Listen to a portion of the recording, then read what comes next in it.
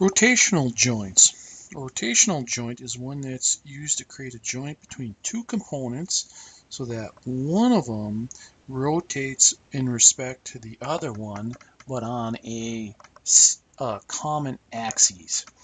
So here we have a gear in a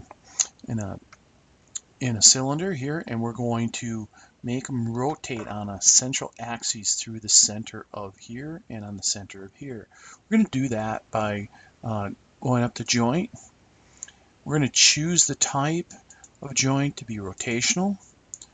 I'm going to first say connect over here on the first joint. I'm going to pick on the gear here in the center of this gear. And then I'm going to come over here on this axle, and I'm going to pick on the center of this axle. It's going to marry two together, and it's going to animate it. It's animating because we have automatic play on. I can hit the play button, and it will show the animation of that particular joint. I can hit OK, and I applied the joint. So I just created a rotational joint by going up to the joint command in my relationships panel, and I chose the rotational option in the type drop down menu.